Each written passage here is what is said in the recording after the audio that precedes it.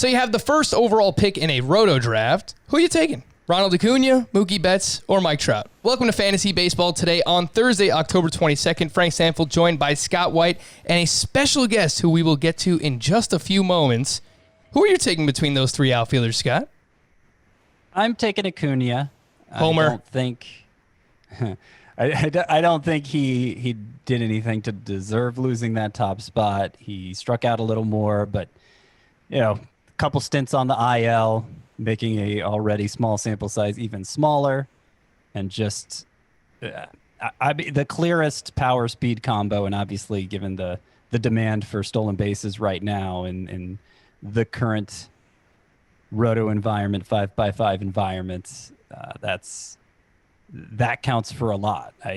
Trout's not running much anymore. He hasn't run much the past 2 years. Betts, it's been a little more off and on with the steals. Fortunately, there were a lot in his first year with the Dodgers, so that kind of relieves concerns about how often he would be encouraged to run, how much he'd be encouraged to run with them. But I think Acuna is still the choice there. I mean, honestly, if I was starting a draft and I could pick where I was picking, I'd choose to take probably the third or maybe even the fourth spot if we throw Fernando Tatis in with those outfielders. But forced to pick one, I'm picking Acuna. And I put up a poll on Twitter asking this exact question, so I'll get to those results in just a little bit. I'll give you my thoughts, and I'll also give you the thoughts. Well, I won't give you the thoughts. The special guest will also give you his thoughts. We've already had Nando DeFino on this offseason, so I thought we'd keep things rolling with another member of the FBT Hall of Fame. It's the return of the Melk, Al Melchior, who is over at The Athletic and the host of their Fantasy Baseball in 15 podcast. What is going on, Al? What else you got going on over at The Athletic? Hi, Frank. Well, first of all, thank you for having me on. And I guess I missed the induction ceremony. I didn't know I was in the FBT Hall of Fame. I just made it right now. But yeah, we're shifting into off-season mode here. So I'm not going to be writing for a little while. But the Fantasy Baseball in 15 will be publishing things sporadically over the next couple of months, and then gear back up to a regular schedule soon after that, and then the writing will follow. Yeah, we're in the same mode here, man. Like, we're taking these early looks at position previews, and of course today on the show we're going to be taking a look at the outfield position, which is seemingly never ending. So I don't know how many we're going to actually get to today, but we'll see. We'll see. Before we started, Scott said he was going to be a little bit shorter winded today, so I guess we'll find out about that. That's the goal. That's always the goal. Yeah. By the way, it's never my goal to be long winded. It just turns out that way, but. Yeah, I mean, we've been barely getting through 12 at the infield spot, so I think we need to get a little deeper than that in the outfield, and I'm sure people want to hear Al Melchior talk about these guys. It's been a while. It's been a while for this. It's been long enough that probably a portion of the audience is like, who is this guy? Right. I would say other than Adam Azer and me, Al Melchior probably has been on more episodes of Fantasy Baseball Today than anybody. He was how long were you a part of our crew, Al Melchior? Almost 7 full seasons. I left late in the 2016 season, started right in spring training in 2010. So long freaking time. Long freaking time, yeah. Long freaking time in the media world, especially. And now because it's 2020 and time has lost all meaning, I don't know if I've been gone 4 years or 4 weeks, but yeah, I realized I completely dodged the question. If forced to draft among those three right now, I would take Trout. I could make an argument for any of the three and an argument against any of the three, but I think for me, it's just maybe a little distrust of the batting average floor with Acuna, and maybe a little distrust of the steals ceiling, but it's like a razor thin margin among the three. But it feels a little risky, but I'm leaning towards actually taking somebody outside the top three or those three if I had the number one pick right now. All right. Well, I guess you have to tell us who, right? Little tease there from Al. Yeah, is it Fernando Tatis? Keep y'all waiting. It's somebody in the outfield pool. Ooh, somebody in the outfield pool. All right, interesting enough. So we will get to that. And Scott, did you know that Al and I have crossed paths a few times over the years before this little meeting here? I have a little fact or fiction for you. Are you ready, Scott? Oh, yes, I love this. Fact or fiction. I once hung out with Nando and Al in a barcade in Manhattan for hours throughout the night. Fact or fiction? Well, is this the only entry in fact or fiction? Yeah, this is it. Well, then it's got to be fact. Otherwise, you wouldn't be bringing it up. No, I mean, it doesn't have to be. It's fact. Yeah, it is fact. Yeah, you should have seen Al, man. He was bombed. No, I'm kidding. No, it was a good time. But in the words of Nando DeFino, good times were had by all. Good times were indeed had by all. All right, so let's get into the rest of this little outfield preview. Actually, before we do that, I do want to ask you, Al, we've asked all of our guests here throughout the offseason how they were handling 2020, and it's going to be a big topic of discussion, and I've mixed in basically looking at the last 162 games played to try and help my analysis heading into 2021. But ultimately, how much weight are you going to put on 2020 production? We saw players like Jose Abreu and Salvador Perez do things that they've never done before. We saw huge letdown seasons from Javier Baez and Christian Yelich, which we'll get into as well. How much weight are you putting on 2020 production, if any, when it comes to projecting and ranking players for 2021? Well, I think what you just said that you're doing, just mixing it in with 2019, weighted for the same, for the proportion of games played. That's probably how I'm going to be dealing with it. I mean, I haven't come up with an exact system just yet, but I'm not going to give it the weight of a full season. And for reasons that are probably obvious to everyone. That we've seen plenty of players get really hot for 2 months or the better part of 2 months and go back to who they were. So there's no reason to think that's not going to happen with Salvador Perez, or on the other end, a Javier Baez. For somebody like a Randy Arozarena, I think there's got to be some discount there, obviously. So not very much weight at all. I think in the case of, and I know this is somebody we're probably going to get around to, but like Charlie Blackmon, where you see decline. You see him on the place in the age curve where the decline makes sense, then yeah, I'm probably going to weight a player like that a little bit more. But by and large, yeah, I'm going to weight 2019 and the trend ahead of that much more heavily. And when it comes to starting pitchers, projecting innings for seemingly young pitchers and prospects every single year is a tough task by itself, let alone coming off a season where we only played 60 games. And I think the leader in innings pitched was Lance Lynn with like 80 something. Corbin Burns was awesome this year, and Jesus Luzardo we're excited about. When it comes to projecting innings for next season, like, do you have any idea, or is it kind of just a wait and see approach, see what teams are doing in the offseason? Absolutely wait and see. Part of the wait and see is just the off-season research and looking at trends. Some of it is frankly going to be what happens with the pandemic, because I think some of what we saw this year with pitcher usage was just, it was trending that way over the last few years. And some of it was teams, making do, shorthanded, or, pitchers that maybe had to, ramp up more quickly. I mean, there's just so many unknowns as a result of the pandemic. I expect it's going to be a lot of that again next year. So, it really sort of depends on how that progresses, or how that plays out over the next several months. All right, the outfield position. Mentioned Ronald Acuna, Mike Trout, and Mookie Betts. Of course, those are the top three outfielders for Scott in his early 2021 ranks. And I put out a poll a couple hours ago when we were recording this, of course. And Acuna is leading the vote with 52%, Mike Trout 32.6% of the vote, and Mookie Betts at 15% of the vote. And Al, I think how you phrase it was well. Like, you can have a different order for each of these guys, and you can make the argument, and you can make arguments against all these guys as well. But ultimately, I think they're all pretty safe and should probably go in the top 5 in a points league. I probably would put Mike Trout number 1 just because he's been so consistent. But in Roto, I'm going to put Ronald Acuna and Mookie Betts both ahead of Mike Trout. And it's just really because of the decline in steals over the past couple of seasons. Do you have any problem with that, Al?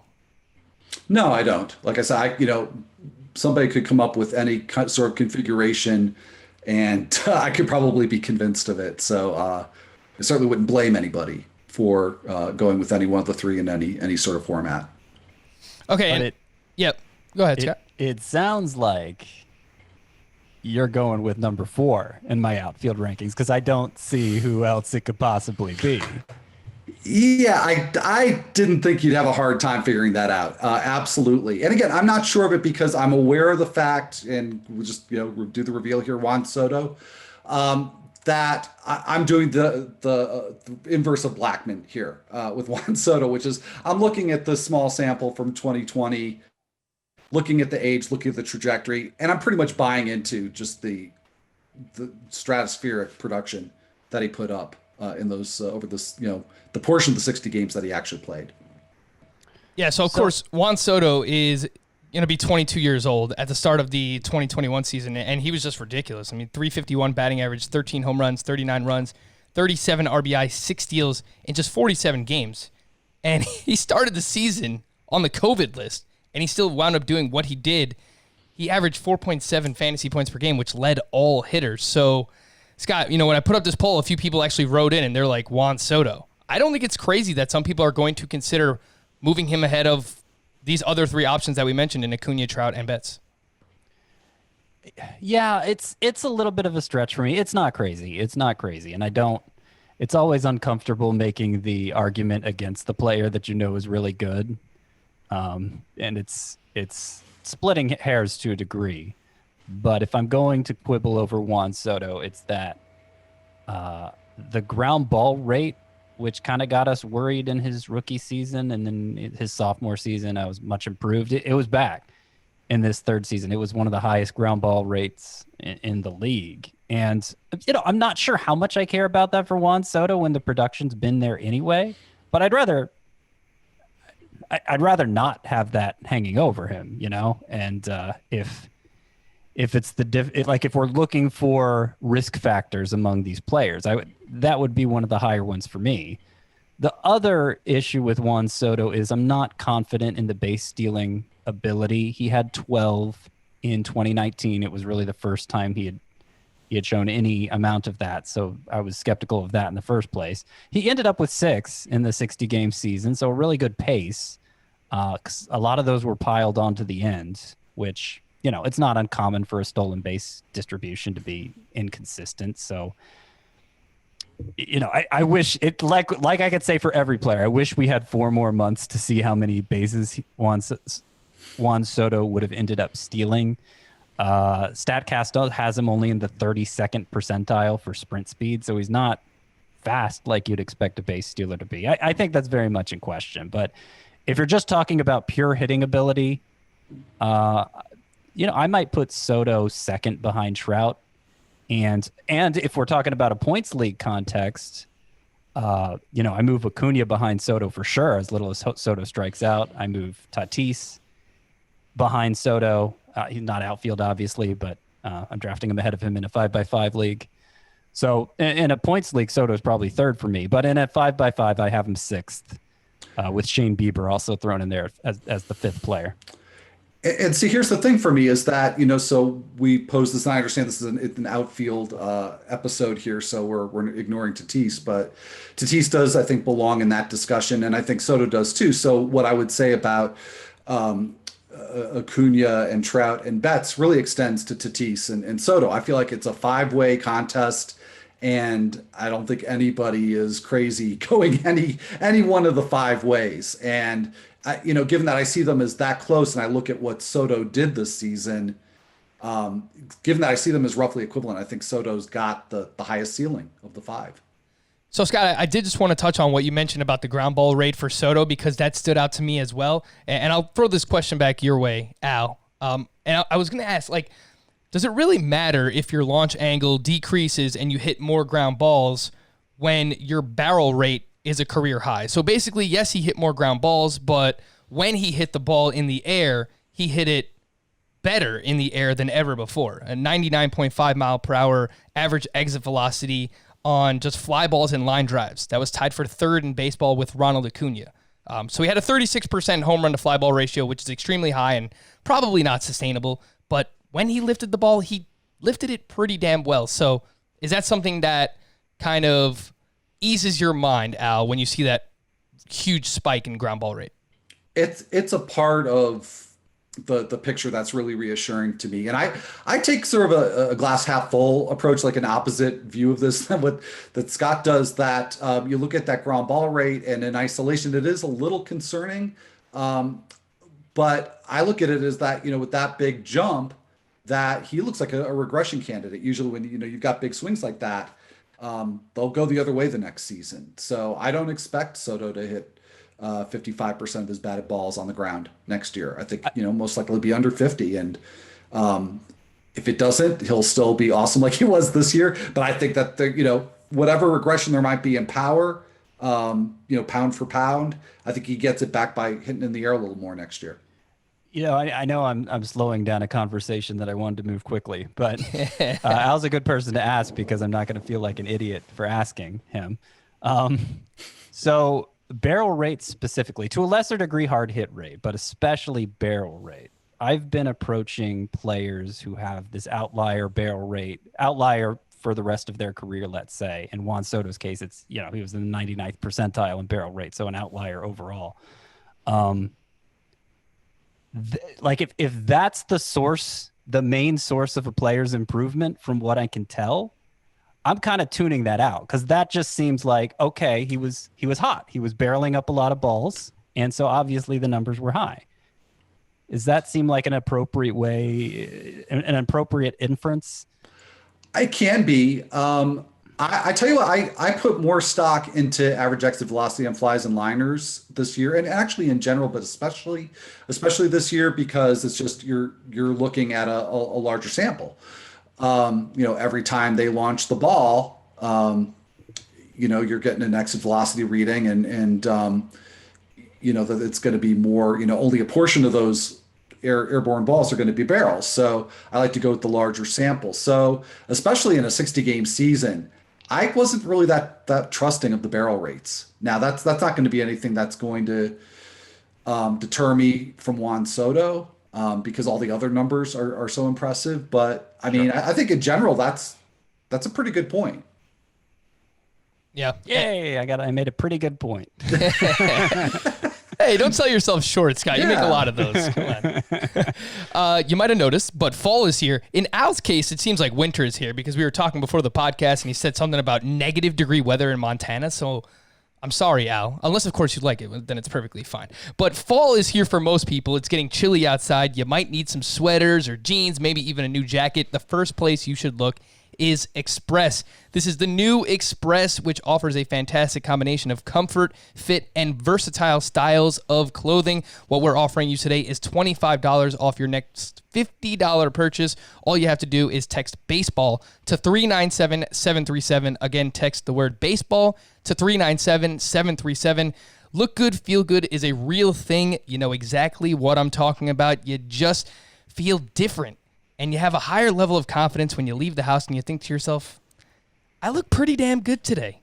I mentioned you might need some new clothes for the fall or winter. I took a look at the Art of the Essential collection over at the Express website, and I came across some really nice polo sweaters, flannel shirts, and bomber jackets. Even if you need some everyday clothing, they have a 3-pack of crew neck t-shirts for just $33, which I'm getting ready to order for myself. And if you're going to order that for yourself as well, then that means you should use our discount. Remember, you can get $25 off your next $50 purchase at Express by texting baseball to 397-737. All right. Outfielders number 5 through 7 here on the list, Scott. These are some fun ones to talk about and try and figure out what the heck went wrong in 2020. Well, for 2 of these guys specifically, but it is Christian Yelich, Cody Bellinger, and Bryce Harper. Scott, I mean, start with you. Like, what went wrong? What went wrong with Yelich and Bellinger, and what is your confidence level that these guys get back to the level they were just in 2019 when they were, one won the MVP and the other was an MVP finalist? So there are 2 arguments for anybody who drastically underachieved in 2020, and that's Small sample size, if given enough time, it's very likely they would have come around. Or, routines disrupted because of COVID protocols and because of the hurried build up to the start of the season. I say routines disrupted, that could mean video access. I know that was compromised for a lot of players. It was brought up specifically for JD Martinez, but it could have affected other players in a significant way. So, that's just kind of blanket arguments you could make for anybody. The reasons to be encouraged for Yelich and Bellinger specifically, in my mind, are Yelich actually hit the ball harder than he ever has before. His strikeout rate was way too high, but obviously that's not anything we've ever seen from him before. That's not something I expect to continue. It looks like a combination of that and some bad BABIP luck really dragged down his batting average. But I think he's going to be fine. I think late first round pick, I'm comfortable with that. Bellinger, he maintained his strikeout gains from his MVP season. That was the most obvious way he improved, cut way down on the strikeouts, and that continued. He actually had a 284 expected batting average, according to StatCast. So, it seems like he was unlucky as far as that went. And, he's probably going to be more like a borderline first rounder, but I'd be comfortable taking him too, especially considering he's also eligible at first base, and that's shaping up to be a pretty shallow position. And it's worth mentioning that I think most people who draft Cody Bellinger are probably going to use him as a first baseman because I don't think that position is very good. But, of course, he has outfield eligibility, so we will include him in this discussion. Al, I'm a little bit more worried about these guys. I don't know if I'm putting too much weight into the 2020 season, and I don't want to let that affect me very much. With Yelich, career high 30.8% strikeout rate. That was never higher than 21% ever in his career. His aggressiveness was way down. His swing percentage was down 10% from his career mark. Really does not have protection in the lineup, and that's something that I worry about specifically. Like, is that what kind of changed his approach this season? Cody Bellinger has now struggled against lefties big time in 2 of the last 3 seasons. He was tinkering with his swing just before the season started as well. So I'm a little bit more worried about probably Bellinger than Yelich in general, but both of them, honestly. Yeah, I'm with Scott. I'm not worried about Yelich, really. I mean, yeah, it's weird how much his swing rate decreased this year, and that goes a long way towards explaining the strikeouts. I mean, it's not that he was really worse at making contact. His whiff rate actually went down a little bit this year. He just wasn't swinging the bat nearly as much, and I have no explanation for that. Yeah, maybe it's the lack of protection. Maybe it's, coming back from those injuries and maybe just being out of his groove. I really have no confidence in my explanations, to be honest. It's just such an aberration for Yelich that, I think he gets back to his previous MO and he's perfectly fine. Bellinger worries me just a bit too, because his 2019 numbers were really boosted by the first month or so. So I feel like for him, there's a happy medium kind of between the 2019 overall numbers and what he did this year, which really, I think makes his 2018 numbers a fair place to project him. And, like Scott said, maybe he's a borderline first rounder, which is, pretty different place to look for him than we were looking in March. Yeah. I mean, 2018, I'm thinking back, like that was like 4th, 5th, 6th round, right? Does that I think that's where we were drafting him going into 2019, and then he exploded with those MVP numbers. So that, yep. Actually, I don't think we dropped him that much. So I think I really didn't mean to imply that. Okay. But yeah, maybe somewhere between 2019 and 2018. Okay. All right. Sure. Yeah. I think 2019, we're probably not going to see a better version of Bellinger than that. I think that's fair to say. Scott, I kind of want to put Bryce Harper ahead of Bellinger, which seems a little crazy, and there's a lot of volatility for both of these guys, right? Like expected outcome for Bellinger and Harper. I mean, I still think like Harper can go out and win the MVP any season, but there are also times where like his floor is a little bit lower than expected. His StatCast numbers, and we referenced this towards the end of the season for Harper, they were actually better in 2020 than they were in his MVP season when he hit 330 with 42 home runs. And now that he's running more, and his splits in 2020 were fantastic. 966 OPS against lefties, 960 OPS against righties. I kind of want to put Harper ahead of Bellinger, but it seems a little aggressive. It seems a little aggressive. Yeah, you're not going to get both in all likelihood. So if I mean, you could probably take both if you have the 12th pick. You could probably take both at the turn. No, that's true. That, according to early draft results, that would be a reach on Harper, especially. But you could. Yeah, I guess you could get both. Yes. But yeah, expected batting average for Harper this past year, 307. That's versus he actually hit 268. Expected slug was 657. He actually slugged 542. So yeah, underperformed those numbers significantly. There's the small sample caveat applies to expected stats too. It's important to keep in mind. A big reason they improved was because his strikeout rate was so much lower. So that's encouraging to see, but also we don't have a strong record of him being this 17% strikeout guy versus a 25% strikeout guy. So it's putting a lot on 2 months if you do that, if you take him over Bellinger. And so I just, as a matter of principle, I wouldn't want to do that, but I get the argument. And Harper was also better in the second half of 2019. He got off to a really slow start, obviously signed that mega deal with the Philadelphia Phillies, but his strikeout rate basically declined every month, and specifically in the second half of 2019, and I think it carried over, obviously. But, man, I'm pretty excited about Bryce Harper and his early draft value.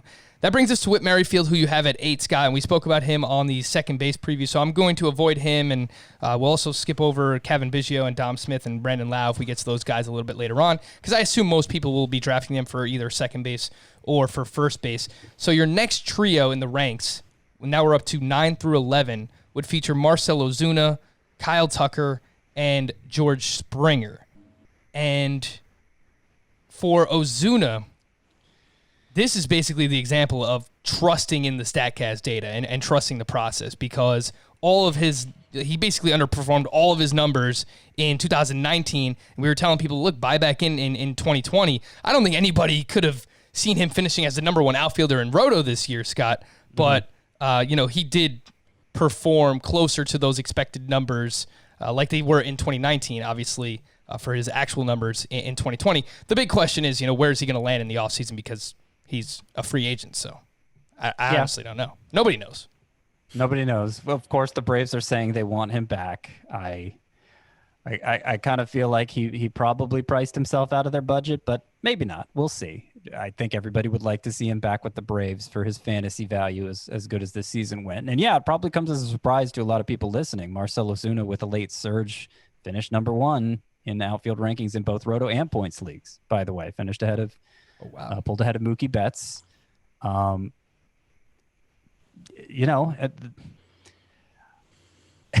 Obviously his track record suggests he's not this good. He had long underperformed his expected stats. So I don't really know this is the point in the outfield rankings where I start to get uncomfortable. Like I feel good through number 8, through Whit Merrifield. And then here it's like, okay, Ozuna, because I don't see any reason other than track record to say he's not really this good. And because he was number 1, I don't feel like I could justify ranking him lower than 9th. But I don't know that I'm going to be the one to take him here.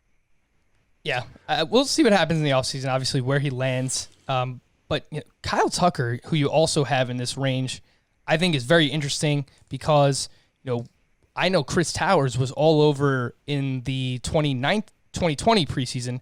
Why would you take Luis Robert when you can get Kyle Tucker however many rounds later, however many picks later? And now we're looking at these guys going in a similar range, and I think this is going to be a big topic for discussion in the offseason, Al, is who do you want to take between these young potential 5-category contributors in Luis Robert and Kyle Tucker? Tucker made some significant improvements, and we'll get to Luis Robert in just a little bit, but did Tucker make enough? Did he take enough of a step for you to be okay taking him potentially in like the 3rd or 4th round? That's where the early ADP is at.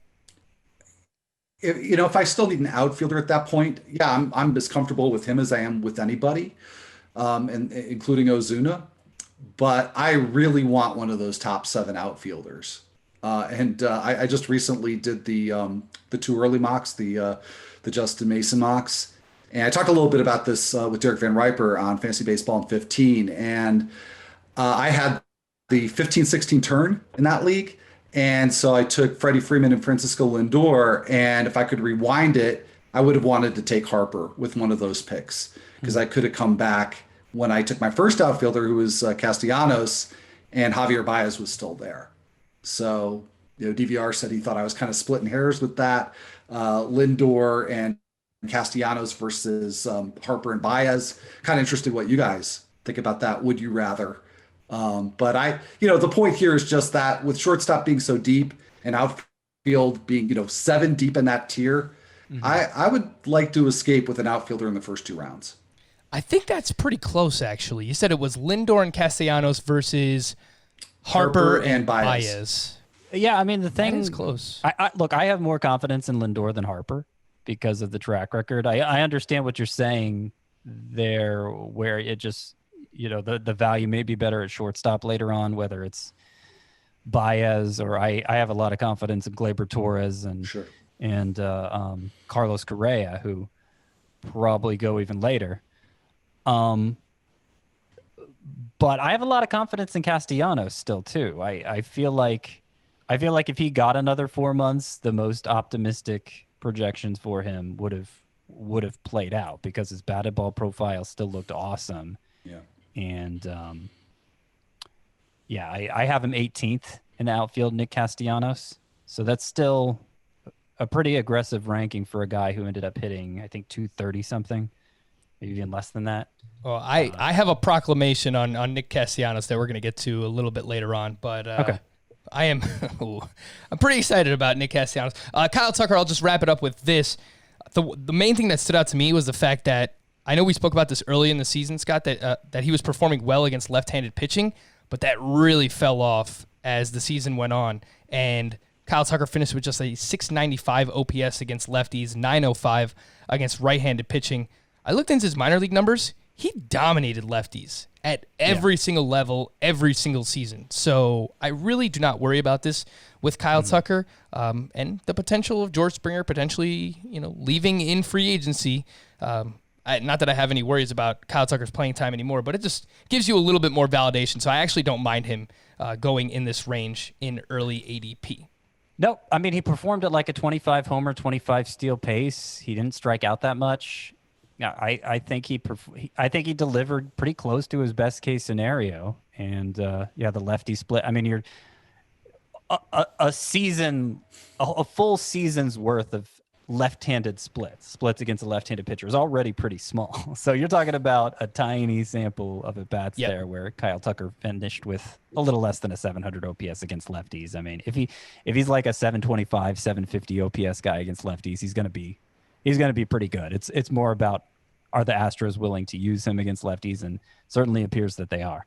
Thankfully, finally. Yeah, finally. And that's exactly where Devers has been the past couple of years against lefties. So he's not great, but as long as he can hold his own and be adequate, that 725, 750 range, I think that would be pretty good there for Kyle Tucker. We're going to take a quick break.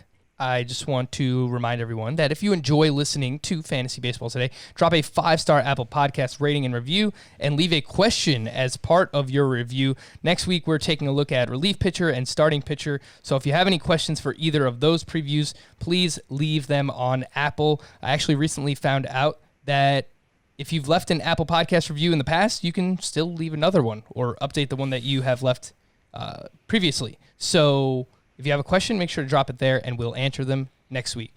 Take a break. When we come back, the White Sox, Luis Robert, Eloy Jimenez. Who is Scott taking first? Find out here, Fantasy Baseball Today. All right, so at 12 through 14 in Scott's outfield ranks for 2021, this is maybe the most fun group. Depends on your definition of fun, honestly. You might want to rip your hair out trying to figure these guys out. But it is Aaron Judge, Eloy Jimenez, and Luis Robert. Just quickly, when it comes to Aaron Judge, and this is a serious question, if you just want to swing the fences for upside, Al, I'll ask you this one. Just swing for power upside. Why wouldn't you just take Giancarlo Stanton like 30 to 40 picks later than Aaron Judge? Oh, Thank you. I was going to say so it. I know Al needs to answer this. I just want to interject because he's noticeably missing. Stanton, at least on CBS, is positioned to be DH only next year, as are JD Martinez and a couple other big outfielders, Franmil Reyes, Jorge Soler. So keep that in mind. That's part of the reason. Go ahead, Al. Okay. But I mean, Frank is citing the ADP here. So, I think it's still a great point. And Yeah. I would certainly do that if I was looking outfielder at that stage of the draft where Judge is about to go. I'm happy to wait. I mean, that's you're talking power in a vacuum there, and there's obviously a lot of appeal to both Jimenez and Robert. And specifically for those two gentlemen, like I said before the 2020 season that I think Eloy is going to turn into Nolan Arenado in the outfield. He's going to become a 4-category stud, and I'm sticking by that. I don't think he did anything this season to dissuade me from that. Luis Robert, is it Robert or Robert? I heard that recently he came out and said that his name is actually Robert. That's what I was going with. Yeah. There are a lot of people strongly correcting the Robert sayers coming into the year. It's Robert. I listened to a podcast recently where they said that he came out and said that it's actually Robert. So, all right, we'll have to figure that one out. If he did, obviously that's the right pronunciation. I just don't. It's the new Jordan, right? Yeah. For Jordan, did we finally settle on Jordan Alvarez? I feel like that's all I've heard recently. I say Jordan, so. but yeah, I don't know. Zach or Zach. All right, so for Luis Robert, we basically had the inverse of Adalberto Mondes here, Scott, where he got off to a fantastic start, first 33 games through August 31st, 298 batting average, 10 home runs, 4 steals, and then September came, and his final 23 games, 136 batting average, 1 home run. At least he was still stealing bases. He had 5 steals in the final month of the season. So how are you valuing Luis Robert? Like, do you want to get involved? Do you want to have at least a few shares in case he blows up next year? What are you thinking? So my goal here was to rank Luis Robert, who, by the way, would be lower in a points league because it's the steals ability that's propping him up here. My goal was to rank him as high as I could while still feeling pretty confident I want to get him, if I was following my own rankings. Because I recognize huge ceiling. The fact that he did come up and steal bases at a high rate is very encouraging because I wasn't sure how that was going to play out with the White Sox especially. And the power, no questioning that. Is there enough contact? I don't know if you mentioned it. He hit 136 in September. I mean, it was a disaster. And he ended up with a 233 batting average overall. So, he could be great next year. It's a steep price for a what if, and I would have to really be hurting for steals, have really gotten shut out there to this point, I think, to pay into that. This is a stretch of outfielders where I'm not confident really in the order I have them ranked. You could say that about Judge. I mean, I feel like there's a point where you have to put Judge as long as he's still performing at a 50 homer pace as he just did. But I'm not really confident in drafting him here. Like, this is a range where I'm going to be drafting a lot of starting pitchers, I know. So I kind of don't want to bang my head against the wall trying to figure out exactly who I want the most. I don't really want any of these guys that much. All right, Al. We are currently recording this on Wednesday, October 21st, 2020. And I am asking you that for 2021 drafts, who are you taking between Luis Robert, and Kyle Tucker? It's Tucker easily. Just, for all the reasons when I talked about Tucker before, I didn't really address him. I was really just, say I want one of the top 7 because of the uncertainty, the small sample, all that. But for Robert, it's just compounded because in the small sample, you had the even smaller sample of really abysmal production. So, Tucker's shown us more. So for me, that's easy. In fact, I would go with Strongly Marte over Robert. And I know Scott's got Marte a couple of spots behind him in the outfield rankings. I just feel safer about that if I'm going to go for some steals and batting average on the earlier side. Well, let's talk about that next group. It is, I'll put all these guys together, 15, 16, 17, 18. You have Blackmon, who Al spoke about a little bit, really kind of tailed off. And for a while, he was batting over 400, and people are losing their minds. This guy's going to hit 400 for the entire season, and then completely fell off in the second month of the season.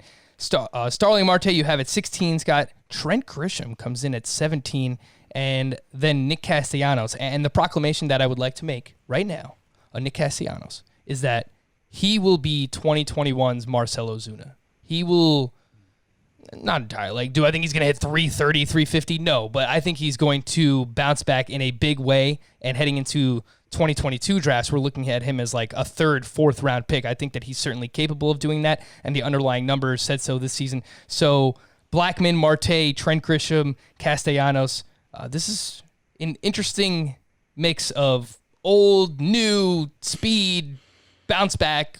What are you thinking here, Scott?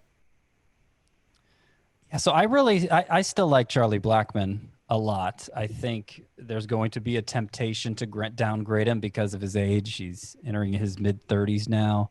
But I didn't see a lot in the batted ball profile to lead me to believe there's actual decline happening here. Still strikes out at the same low rate. His average exit velocity was down a little, but not enough that would really raise an alarm over a 2-month stretch. I just think, the home runs were there early, and then he had a home run drought that he didn't have a chance to correct from. The season ended before Blackmon could correct his numbers. But there isn't clear enough evidence of decline for me to say he's declining. And given his track record, I mean, this seems like great value for him. Yeah, I worry that maybe I'll miss out because I am buying into the age curve narrative with him. But he's not really run for a couple of seasons, so that part of the argument to talk myself into him is gone. I think as long as he's at Coors, the batting average will be there. But the hard hit rate was down this year, so yeah, it feels risky to me. That said, this part of the outfield tiers, it's not like I'm really super excited about anybody. I mean, you go down a few spots. I know I keep working ahead of you guys, but Dominic Smith, Will Myers. I mean, there's just so much uncertainty in that tier that Blackmon could wind up being a major value. Mm-hmm. But yeah, I'd be more intrigued by Starling Marte, Trent Grisham, certainly Castellanos, who I think we're talking him up, but anybody who's taking his 2020 stat line at face value, they're going to miss out on probably maybe, like I said, some Marcell Ozuna like production in 2021.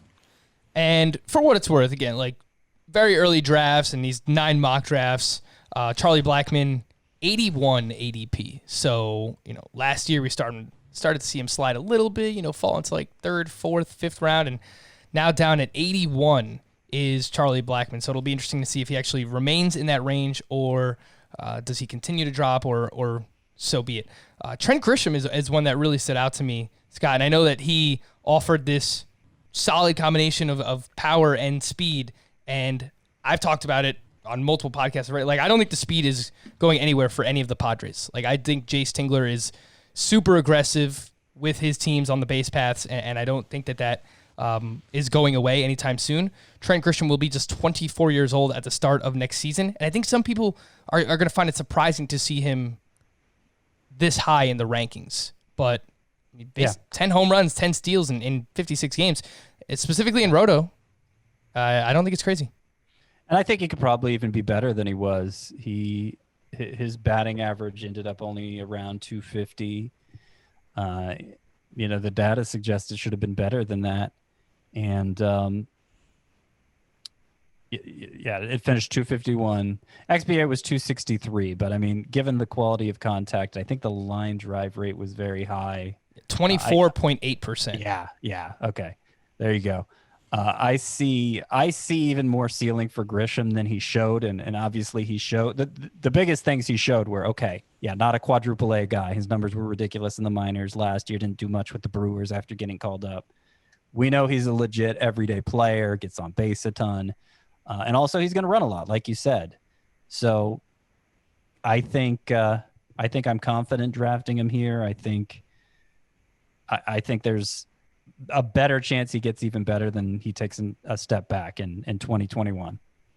And I bring up splits a lot, and I really like to see out of young players that they perform well as a lefty against left-handed pitching. And for Grisham, a 750 OPS against lefties, 830 against righties. So that'll do. That'll get it done. So pretty excited about Grisham in this range. All right, so we made it through about 20 guys, and you have Dom Smith and Brandon Lau, and I mentioned, those. I think those guys are probably going to be drafted for other position eligibility, but people could find the rest of these on CBSSports.com, of course, Scott. But I do want to get to Guess Who. Is there anyone else that you wanted to quickly mention that we didn't get to on this list, or maybe anyone that is just outside your top 30? There are a couple I want to mention. So just in case people are trying to keep score at home. So it went Starling Marte 16, Trent Grisham 17, Nick Castellanos 18, Kevin Biggio 19, Dominic Smith 20, Brandon Lau 21.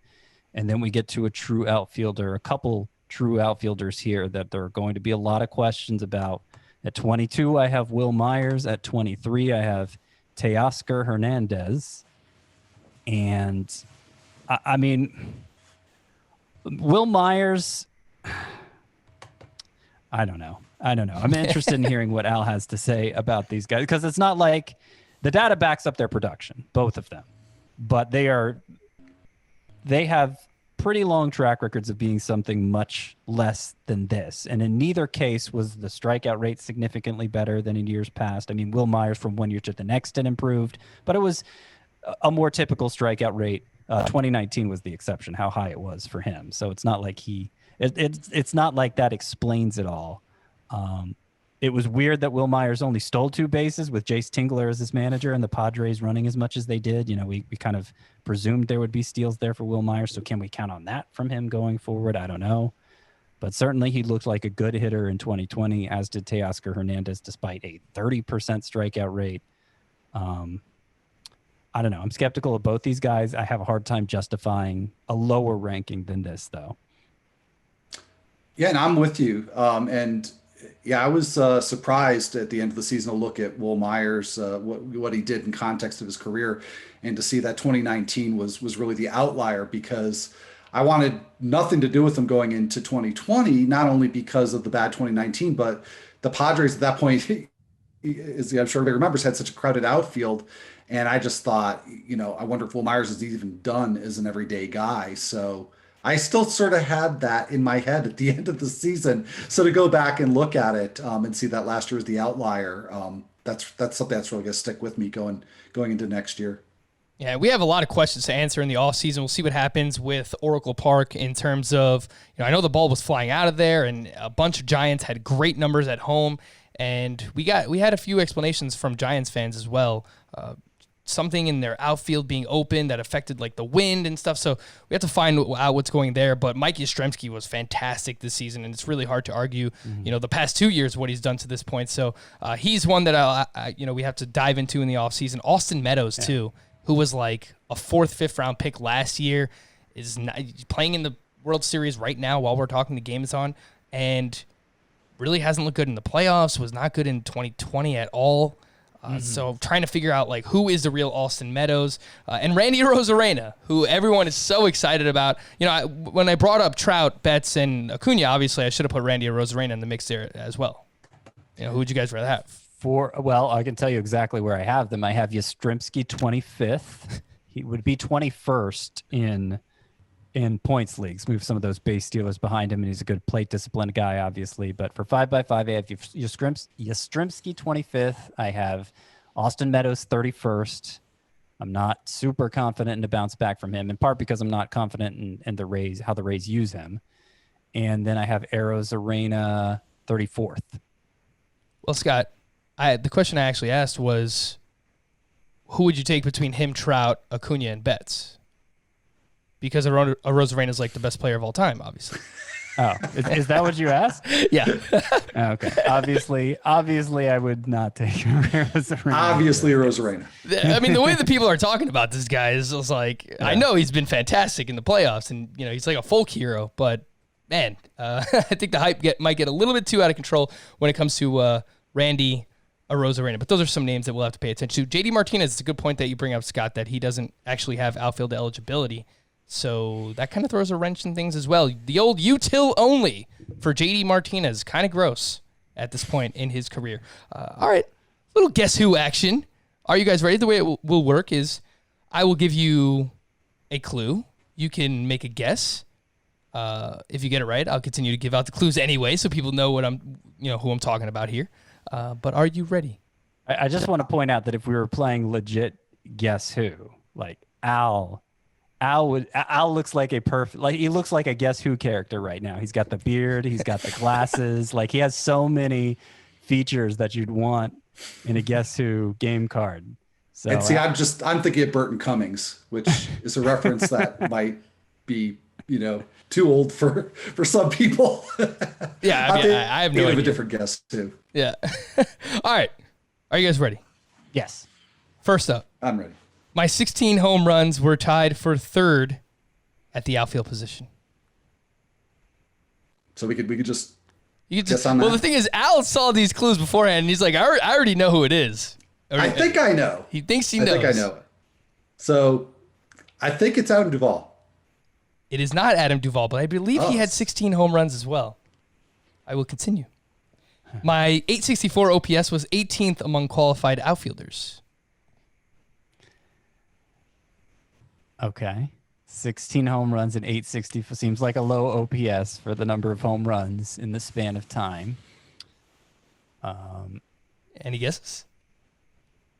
No. All right. More. We will continue on. My 519 X slug was in the 87th percentile. Sounds like a pretty interesting player. 16 home runs? Like who? 16 homers, 864 OPS, 519 X slug. My early ADP is 213.4.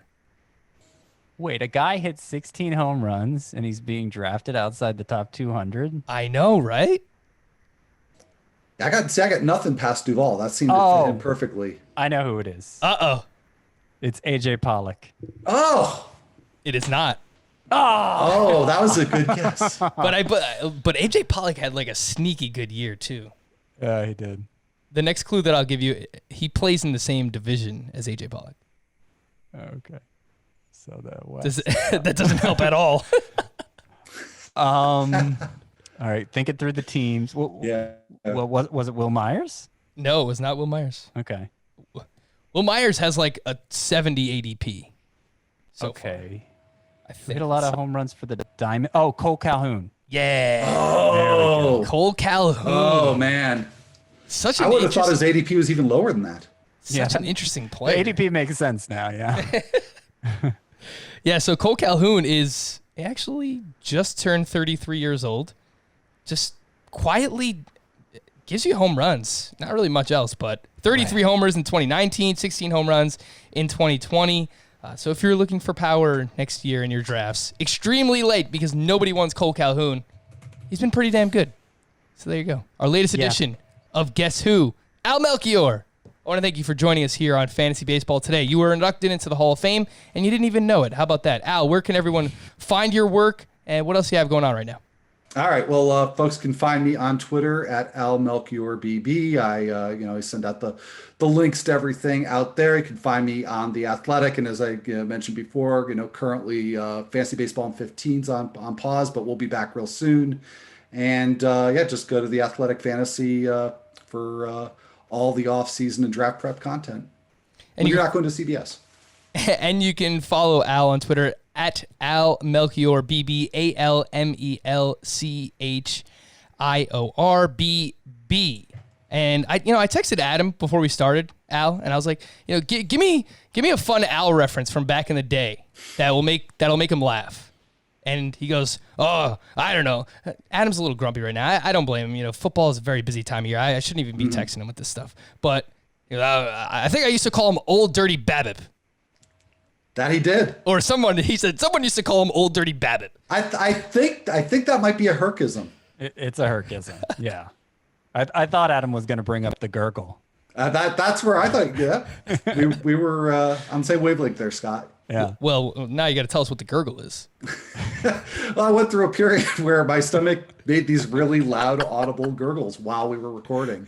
It was really awesome. Oh man. Oh, that's good stuff. All right, for Scott and Al, I am Frank. Thank you all for listening and watching Fantasy Baseball today on our YouTube channel. We'll be back again on Tuesday. Bye-bye.